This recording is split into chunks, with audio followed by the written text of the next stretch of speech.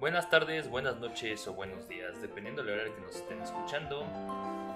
Hoy les venimos a presentar en colaboración con National Geographic y la isla de Minerva nuestro programa de la serie Revoluciones, lecciones desde la trinchera de los pueblos. Me acompaña hoy el profesor Ignacio García. ¿Cómo está, profesor? Buenas tardes. Buenas tardes, buenos días, buenas para todos.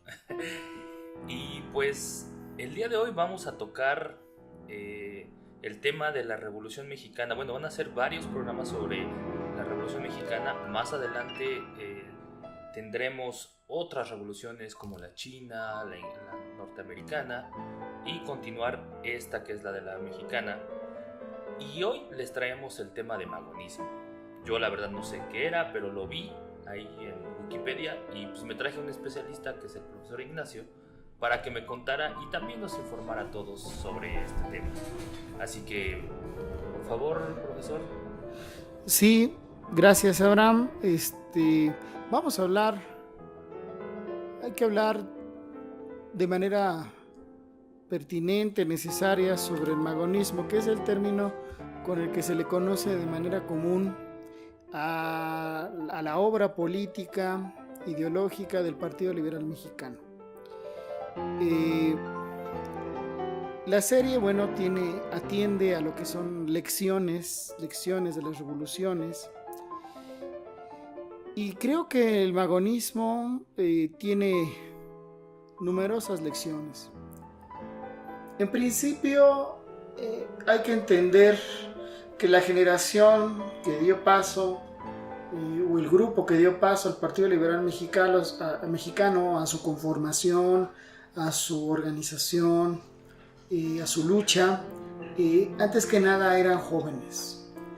Los hermanos Ricardo y Enrique Flores Magón, Juan Saravia, Antonio de Villarreal, Práxedis Guerrero, entre otros, que son jóvenes formados en la educación que estableció el Porfiriato, están formados ideológicamente en el liberalismo.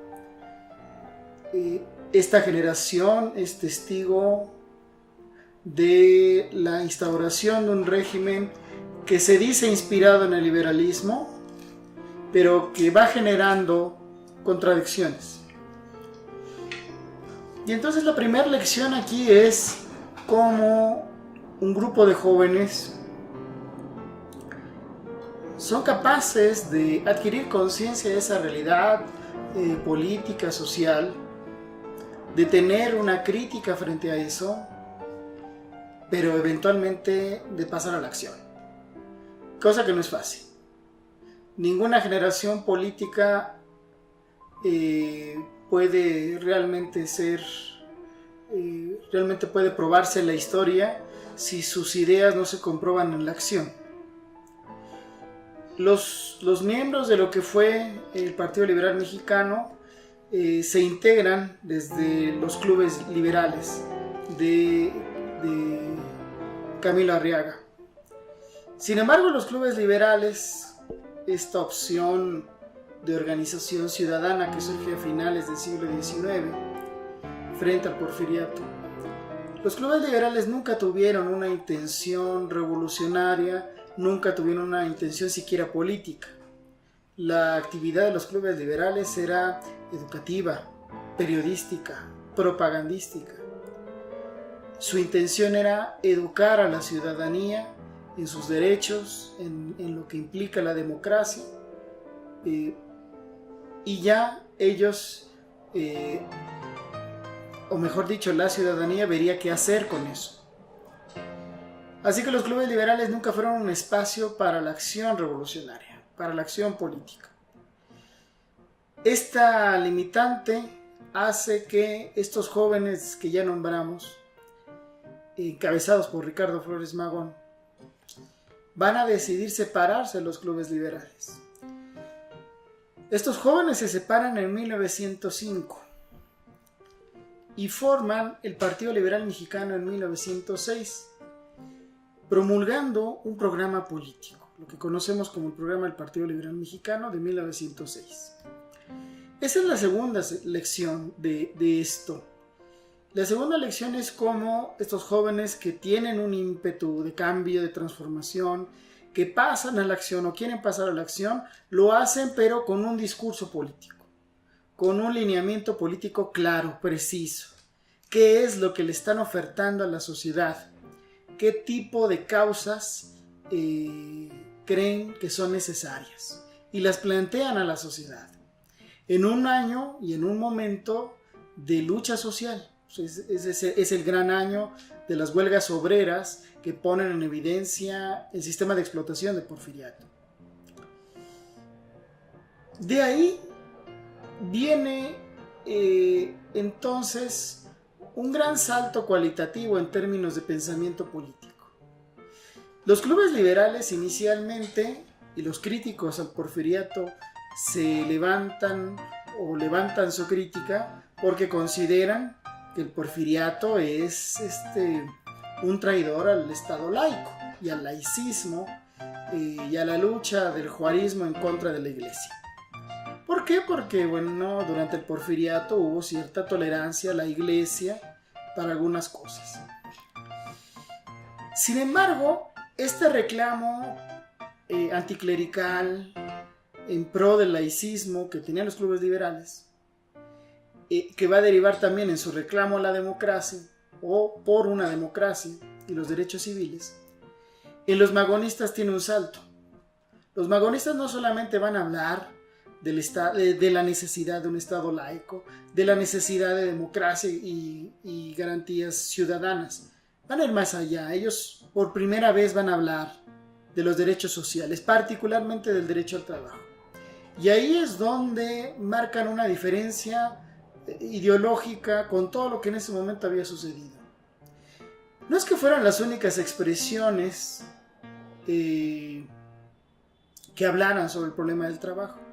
Ya algunos pequeños grupos, algunos pensadores, no con mucha influencia, de origen más anarquista, anarcosindicalista, pues ya habían señalado el tema, pero nunca se había dado un pronunciamiento político directo sobre esto.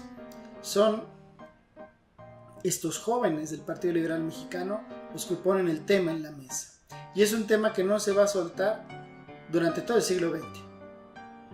Incluso al día de hoy todavía seguimos con ese tema. Es decir, ponen el punto en una de las cuestiones más sensibles del Porfiriato, que era la explotación laboral. Ciertamente hay que reconocer al Porfiriato un desarrollo económico. Económicamente hablando, México era una realidad antes del Porfiriato y otra después. Pero ese crecimiento económico se dio a expensas no solamente de la venta de recursos naturales al extranjero, por ejemplo, el caso del petróleo, sino fundamentalmente gracias sobre la explotación de decenas de miles de trabajadores en este país, tanto del campo como de la ciudad.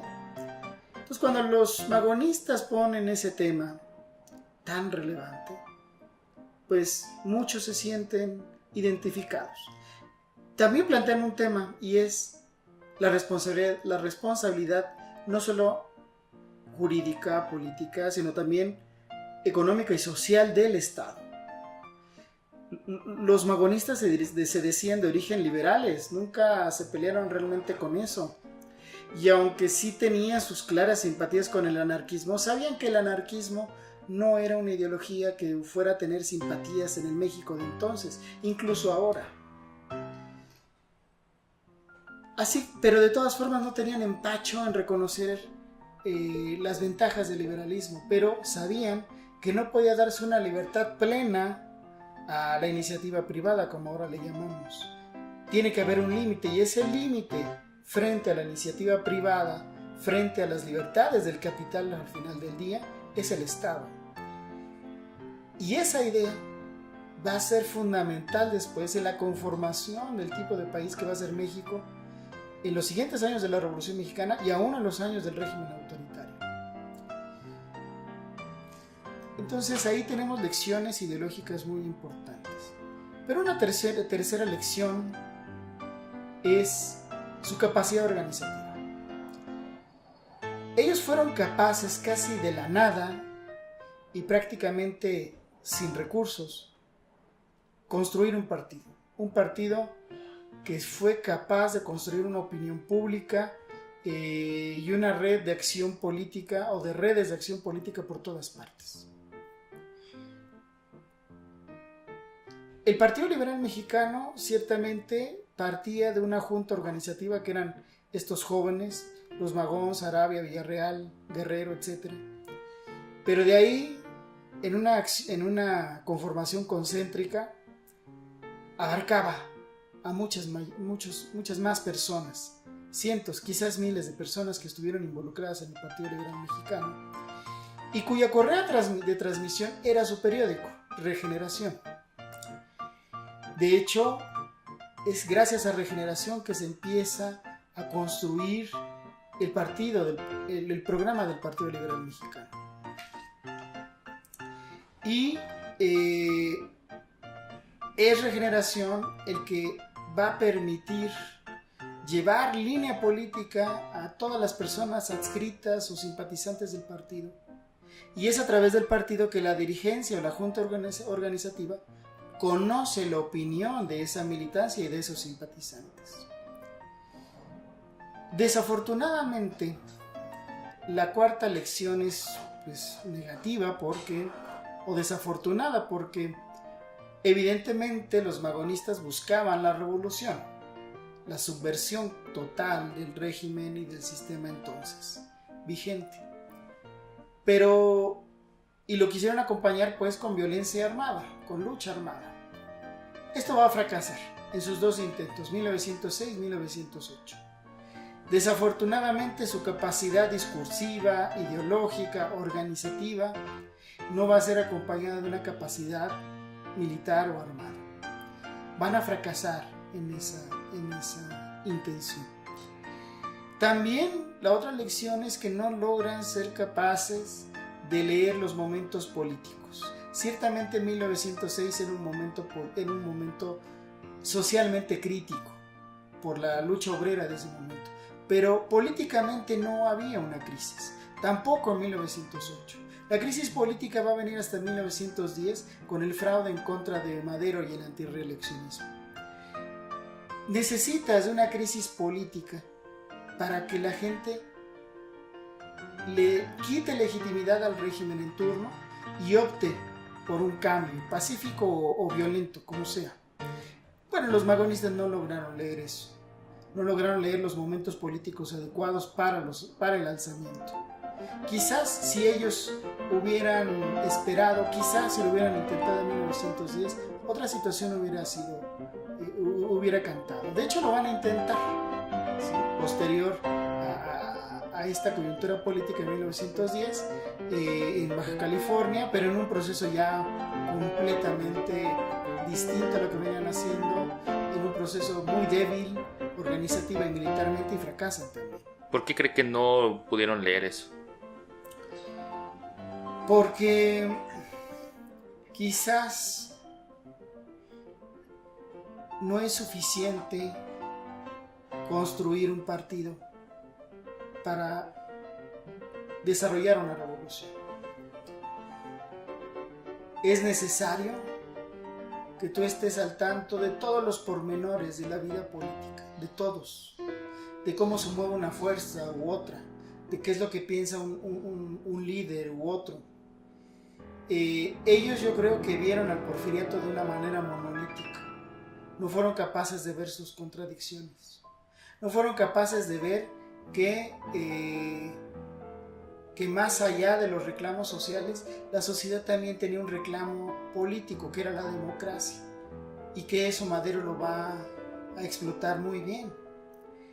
No quisieron darse cuenta que, aunque ellos habían sembrado la nueva opinión pública a través de Regeneración y a través de las correas de transmisión que este periódico construyó entre miles de simpatizantes en el país, no pudieron ver que eso también podía ir más allá del partido. Es decir, no es suficiente tu fuerza para que tú logres algo políticamente. Necesitas saber cómo están las otras fuerzas, porque a lo mejor necesitas aliarte en un momento. Claro. Y los magonistas confiaron única y exclusivamente en su fuerza, y ahí es donde perdieron. Y repito, confundieron una cosa, yo creo también. Es difícil juzgar, y no me atrevería a eso, pero lo hago por la pregunta que haces. Una cosa es identificar la crisis social que existía y que puede existir en muchos momentos, y otra cosa es la crisis política. Cuando estas dos empatan, tienes las posibilidades de una revolución. Si no, es muy difícil. La crisis social ahí estaba, en 1906, en 1908, durante todo el porfiriato. Sí. Pero la crisis política no. Porque se tienen que dar ciertas circunstancias del régimen político para que la sociedad, esa sociedad que sí tiene una opinión respecto a su régimen, le pierda confianza y le reste legitimidad. Cuando una sociedad le resta legitimidad a un régimen, es posible un cambio político. Lo vimos recién. Es lo que le iba a decir, en las elecciones, ¿no? Pero los magonistas confiaron solamente en que la crisis social era suficiente, no fue así. Y bueno, pues estaban lejos de entenderlo, es decir, ellos están creando las revoluciones modernas, ¿no? Ellos están en un ciclo que no ha concluido, ¿no? Y es más, están empezando un nuevo ciclo de revoluciones, las que corresponden al siglo XX. Entonces es difícil, ¿no?, que vieran esas cosas. Lo que hicieron fue formidable, ¿no? Porque en 3 años construyeron una nueva oposición política. Hoy, por ejemplo, se dice es que Morena creció del 2014 al 2018 rotundamente. Pues sí, pero eso no es la primera vez que ocurre. Los magonistas construyeron en 3 años lo que nadie había hecho antes durante el porfiriato. Y lo hicieron con gran organización, con un discurso político, con ideas precisas. Pero faltó entender el momento. Pero bueno, ahí están las lecciones del magonismo que al día de hoy todavía nos pueden resultar sumamente útiles. Pues ahí lo tienen, amigos. Hemos escuchado el primer tema de esta serie que se llama Revoluciones, Lecciones de la Trinchera de los Pueblos. Le agradezco al profesor Ignacio. Gracias a todos. Pues espero que nos encontremos de nuevo en este espacio radiofónico, ahora por internet, y continuemos con su preferencia. Buenas tardes, buenas noches o buenos días. Hasta luego.